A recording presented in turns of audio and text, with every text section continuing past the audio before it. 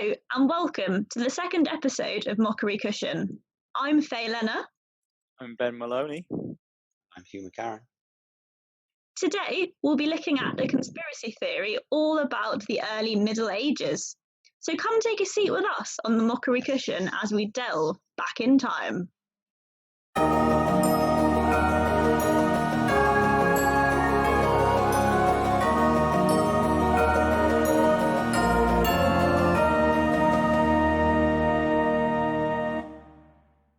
So, Ben, Hugh, my first question to you is the current year 2020 or is it 1723?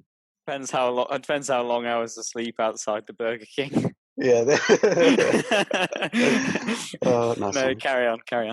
Well, according to a Heribert Illig, we are currently living in the 1720s.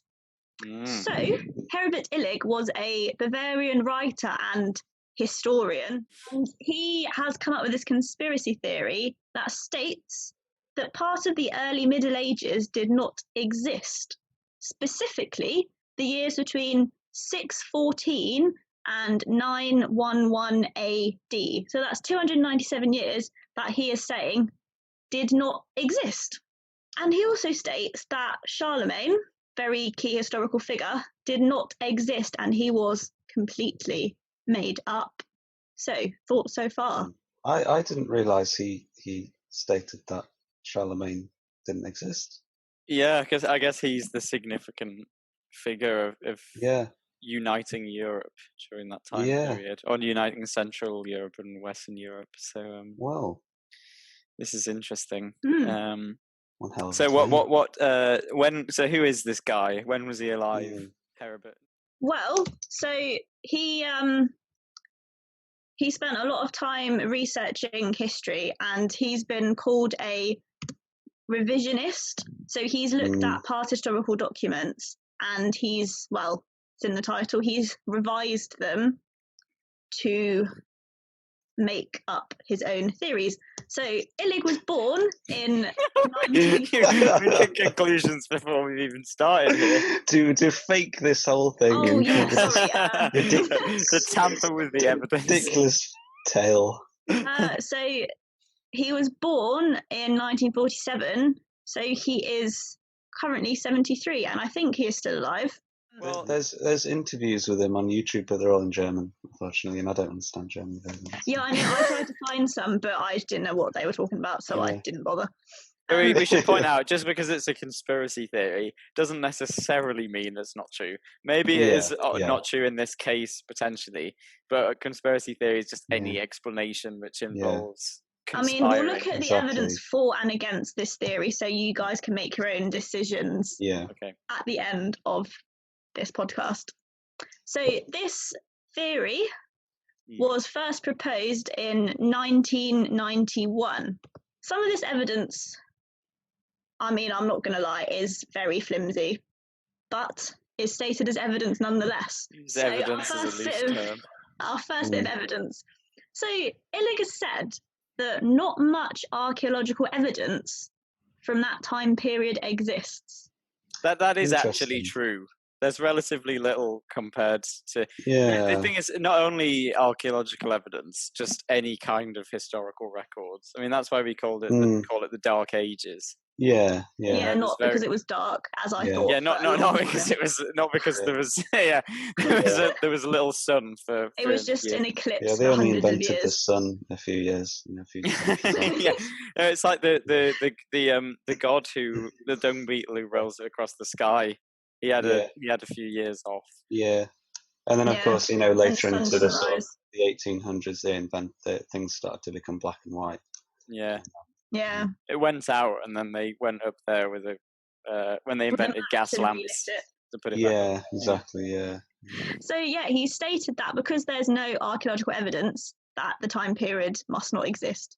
He also said that Roman architecture looks too modern and therefore can't have been built that long ago. Yeah, okay. Let me just slightly defend his point of view there, in that what he was saying is that there seems to be a ton of Romanesque type architecture from that period, when supposedly the Roman Empire fell a few hundred years earlier. I mean, what was it, 400s that the Roman Empire dissolved in Europe?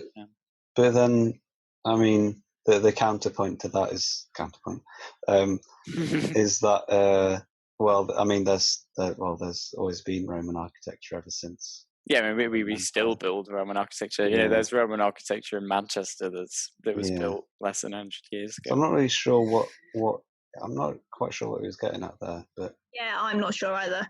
Surely the Roman Empire had a massive influence still on European culture. Only that's a very good point. I'm sure it would have done. Only a couple of hundred years after it dissolved. You would think. I mean, so. It had such a prominent role that its influences can't just suddenly stop. Right. Next bit of very conclusive evidence.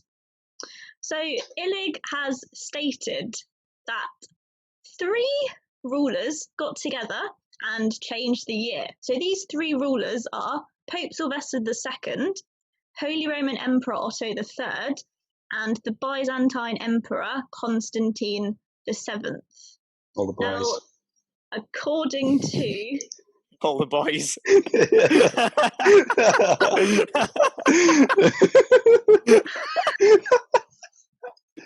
Cracking open a cold one and getting down with the clocks and the calendars. Yeah. Let's just go and make up 300 years, shall we? After all this time. They're the ultimate pranksters. Yeah, still no one believes prank it. Patrol. Way. Right, sorry, carry on. These 3 lads apparently got together and changed the year to 1000 AD, when it was only 996 AD. Now, apparently they did this so that Otto would begin his rule at 1000 AD, which apparently sounded more meaningful. Yeah, and we do like round numbers. That's a human Wait, thing. hang on. So you're saying he only added on 4 years then? So these 3 boys were not actually born in the early 10th century, like it says, but they wanted to fabricate this period so that they were actually born in the 7th century. They wanted to make up these years so it looked like they were born in the 900s, and therefore their significant work would be centered around the year 1000, and therefore we'd remember them, and it legitimized their roles in the empire. Is that's sort of the gist of it? Yeah. Oh, so I see. So they added in these years to make themselves look more significant. Yeah, that's right. Yeah. So when were they actually alive? They were alive. Illig suggests that they were born in the 7th century. But they. Oh, I see. In the 600s. Yeah, but conventional history states that they were all alive in the 10th century. Yeah, that's what they wanted us to believe. Is his? Yeah. Illig says that they wanted us to believe that they were actually alive 300 years before they were, and that they changed their dates to make their reigns. No, after 300 years after they. No, it was before. No, before. Yeah. So Illig wanted. Illig said that these 3 boys actually made themselves alive 300 years after they were actually alive.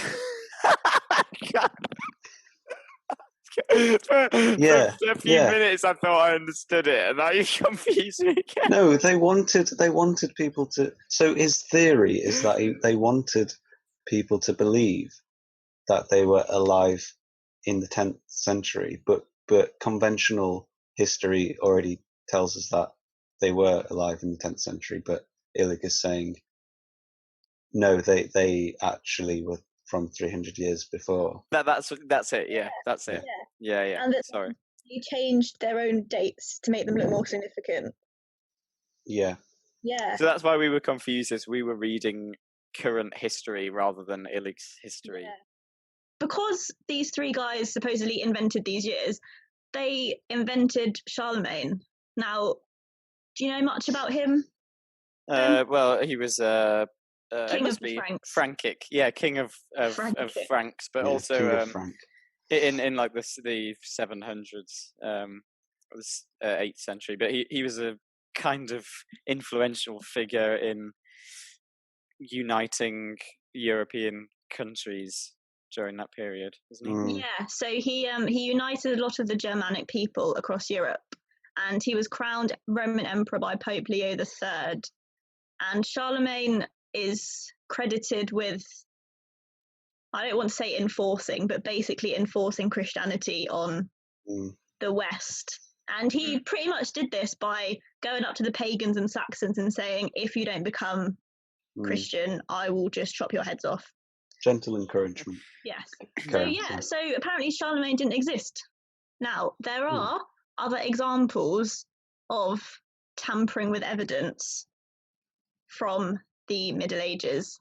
Now, there was this guy called Horst Fuhrmann, excuse my German pronunciation, and he was a German historian who researched the Middle Ages, and he was the president of the Monumented Germany Historica, which is a very highly regarded institute which researched the Middle Ages based in Germany, and they specifically researched editions and sources from the time, and they discovered lots of forgeries, specifically documents forged by churches creating fake laws and popes signing various documents that weren't actually signed by popes.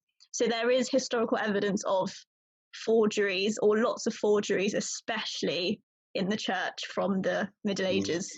You can cross-reference it and say that something like this might be possible. But then the other issue here is that obviously Western European history isn't the only history of the world. And there are surely records of this period from, Chinese dynasties and from Eastern empires and other Are we going to get into that world. later? Yeah, that's in my evidence against. Yes. All right, okay, so where that's coming, is it? Yeah.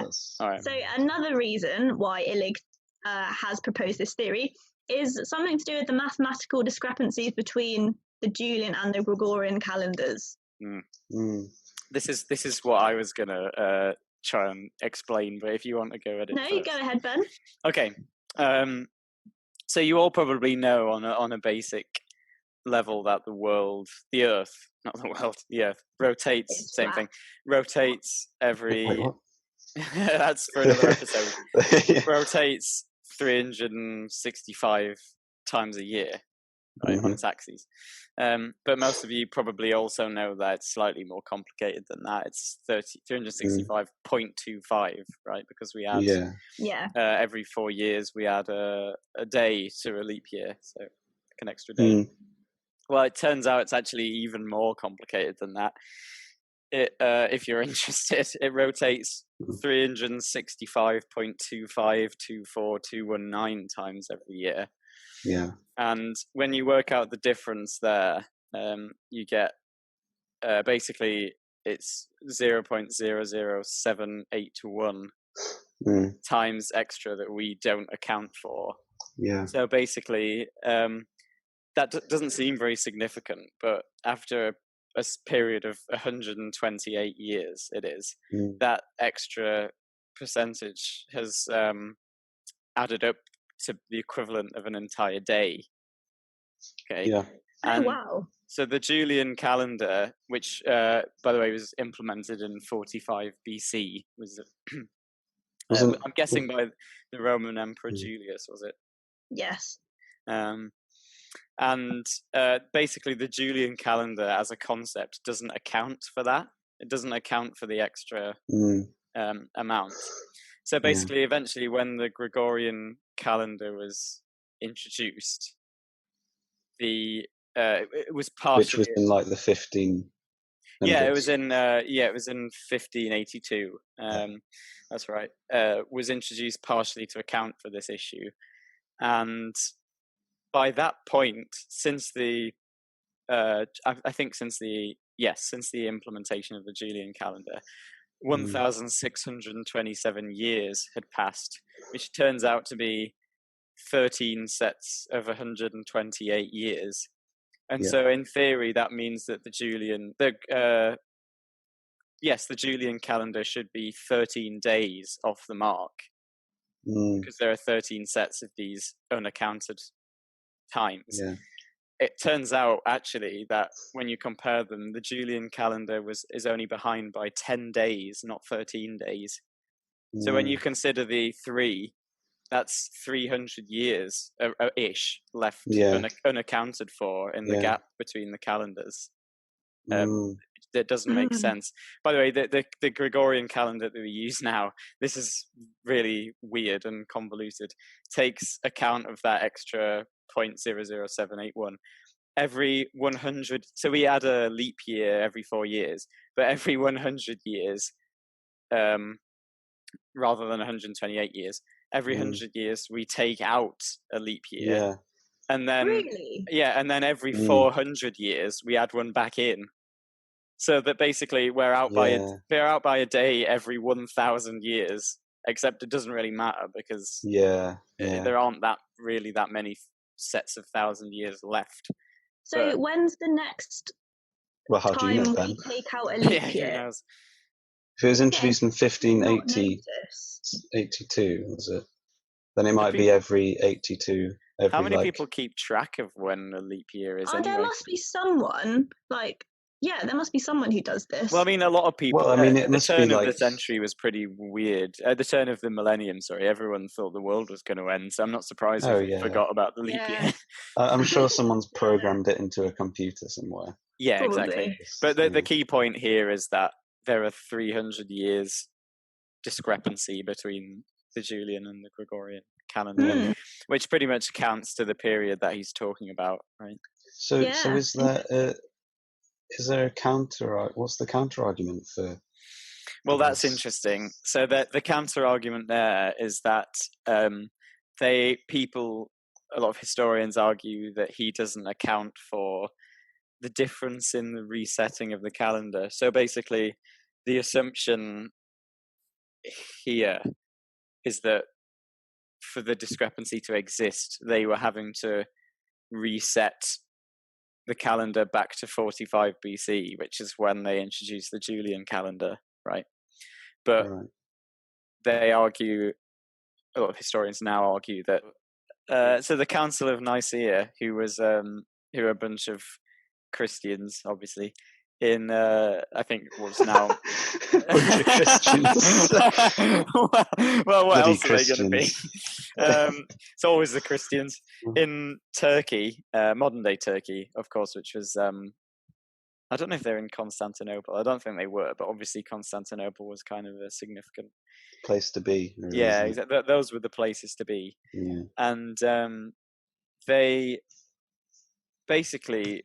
The argument is that they didn't reset it from 45 BC. They only reset it from 325 AD, which is when they met to discuss the adjustment of the calendars. So basically, that pretty much accounts for 300 odd years. But is it? I mean, can we be sure? I don't know. So they decided to change it there, and then they didn't account for the gap going back to 45 BC. Is the point? Ben, your point moves us nicely into the against section. If it didn't exist, what was the rest of the world doing? Did that just get cut out as well? Like, there are historical records from the rest of the world and from other cultures about historical figures such as Charlemagne. So it would be a bit strange if this is like the cross. The three lads, maybe all the evidence of Charlemagne was just planted all over the world. Charlemagne the charlatan. Yeah. But this kind of is the same thing with, for example, the New Testament story, is that Jesus' existence is reliably cross-referenced via other cultures, i.e. the Romans talk about him existing as a person, and therefore it's pretty stupid to deny he isn't real. I mean, whether you believe, obviously, all the stuff that comes with the Christian idea of Jesus is another thing, but we cannot deny that he was a person that existed. And it's kind of the same. But also, the other thing I'd like to point out is the amount of accounts, stories, writings about somebody like King Arthur who was another 6th century figure from the same kind of, not really long before, who we sort of accept as a legend, a mythical legend in some ways now. That's true. Who seems to have been kind of littered in the history books. So how do we discern between the myth and the That's such a good point. I think with King Arthur, it's definitely must be based on some sort of historical king that defeated the Saxons, but then it's just sort of been romanticized and got lost. Yeah. By Geoffrey of Monmouth or whatever his name was. Right. But so Charlemagne, his conquests have been noted in other cultures as well. Like his defeat of the Saxons, when he defeated the Saxons, that's been noted in the Saxon chronicles of history. There have been astronomers who have argued that this missing 300 years can't be missing because there have been recorded dates of solar eclipses dating back to Roman and Greek philosophers that align consistently with the inclusion of these 300 years. Yeah.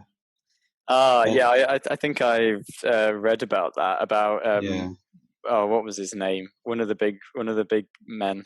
Was it Pliny or something like that? Something like Pliny that. the Elder, I think it might be. Yeah.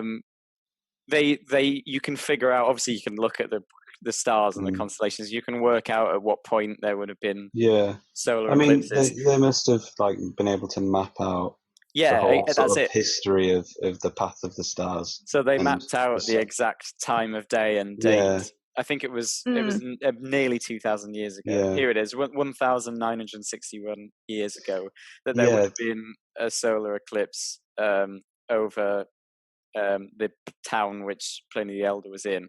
And sure enough, they cross-referenced it, and he wrote about a solar eclipse on that day. So I mean, how?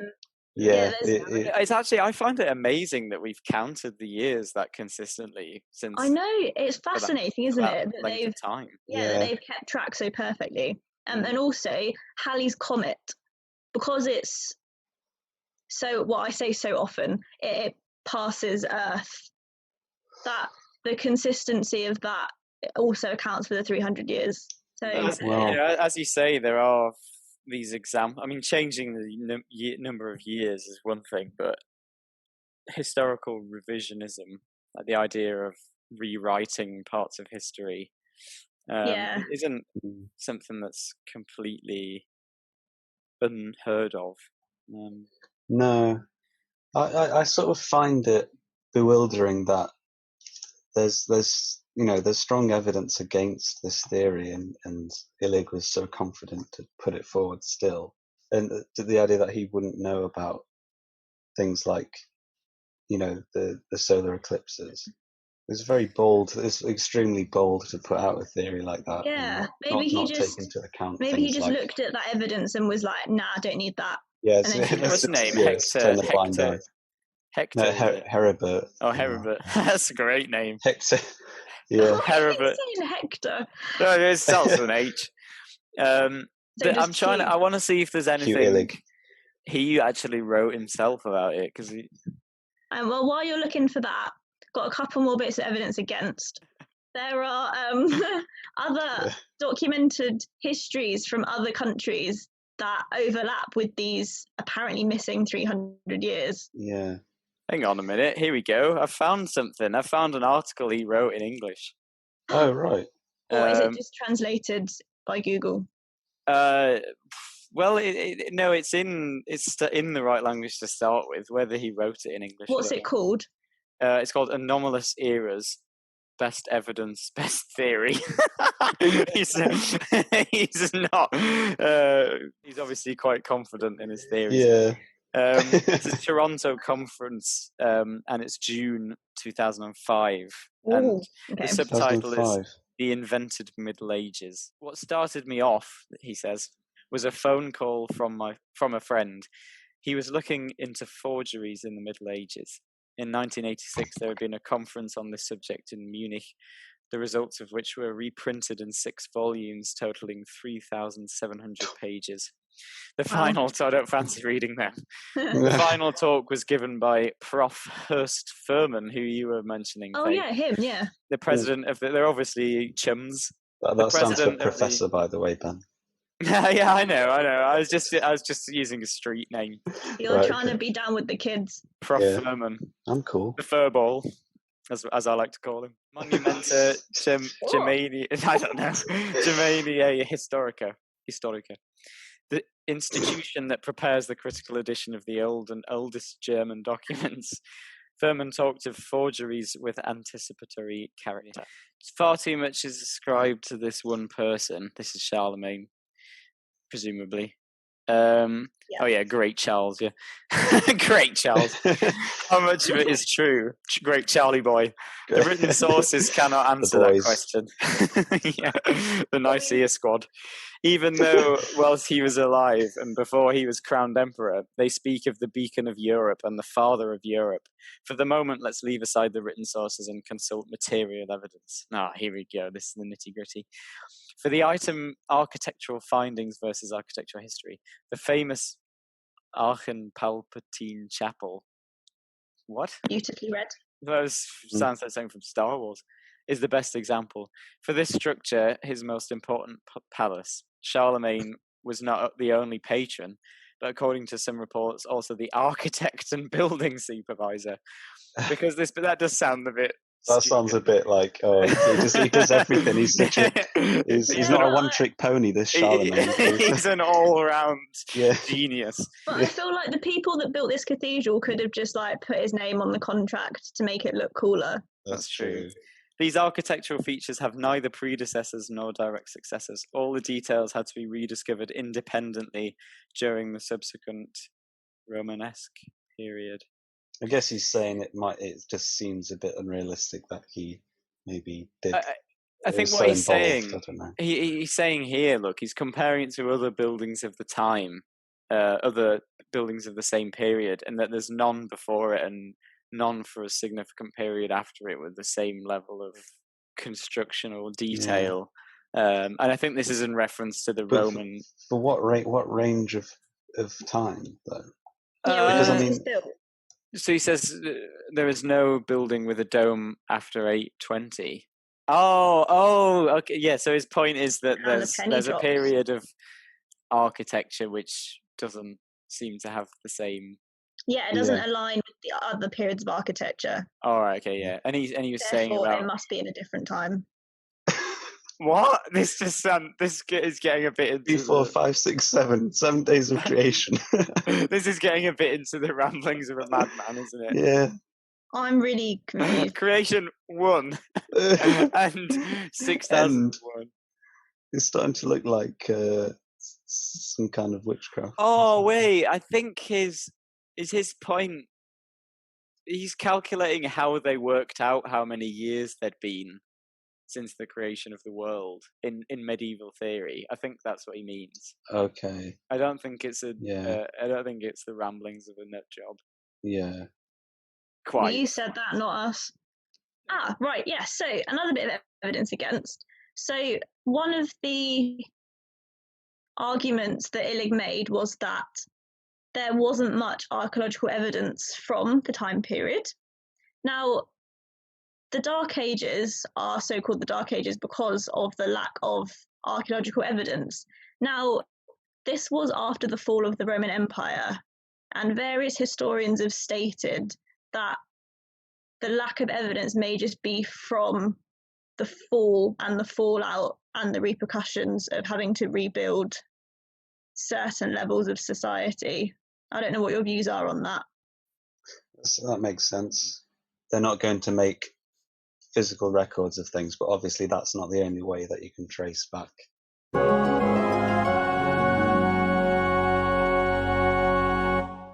I personally don't agree. Fair enough. I just think that there's too much astronomical evidence that is trustworthy. The Romans were here for what, nearly 500 years? Yeah. So the fallout of that would have been quite significant. So I think the lack of the lack of evidence for that is, well, quite self-explanatory, really. Yeah, my main issues with it are just the lack of aligning to the history of other countries. But I would definitely like to sit down with Mr. Illig and see what he would say to these. Yeah, me too. These are counter arguments that we've come up with. We've got to remember this guy was born in the 1940s. There was all sorts of stuff coming out at that time. I mean, is it possible that this has really only been strongly disproven in hindsight? Well, maybe. No, I don't know if it was ever really accepted, was it? I just think that's true. Actually, his evidence, like, he's got some evidence, but then when you look at the science and the astronomy, it just doesn't really fit.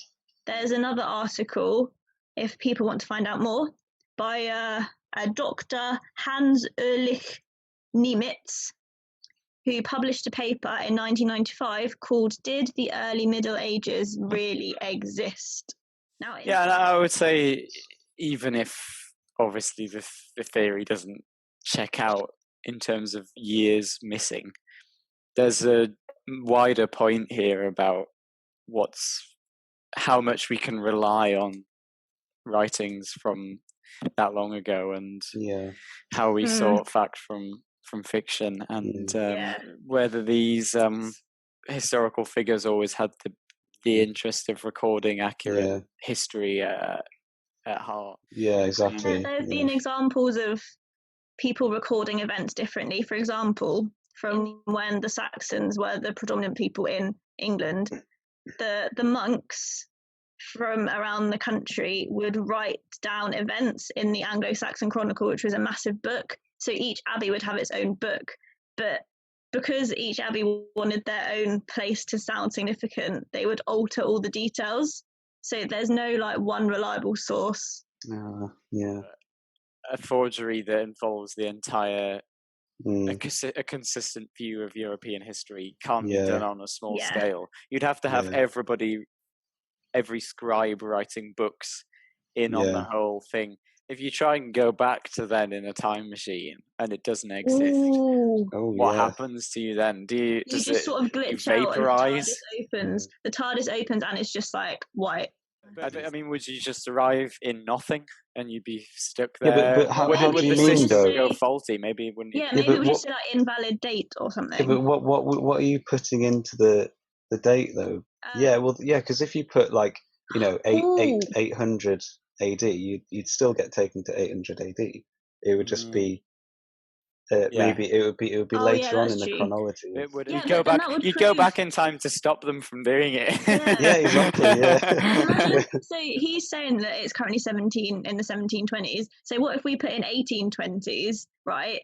And then it took us to the past. Then we would know that the theory was wrong. We'd be able to find out if Martha Brown really killed her husband. Yeah. No, she's definitely innocent then. Oh no! It was the horse who had the hatchet. The horse picked up the horse smashed his head in. I see. Anyway, he was in love with him the whole time. Yeah. When he found out he was having an affair, I ferried you round every day of my life, and you betrayed me. You've ridden me for 20 years. I let you ride me for all this time. Wow. Do the horse voice. I let you ride me for the past 10 years. Is the horse a woman? I was just thinking of a neigh, a horse neigh, but trying to make it a voice. Make it longer. Yeah.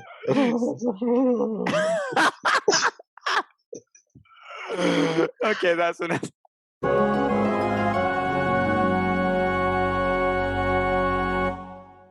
So, Ben, Hugh, did the Middle Ages exist? Probably. I think so. Conclusive. I want to talk to Mr. I think so, yeah. But I think we should talk to Mr. Illig. I think we should. I might drop him an email. email. Fluent in German. We need to get him on the show. Yeah, we'll get him on a future episode. This might be a. Or will it be the part past 2. episode? Oh,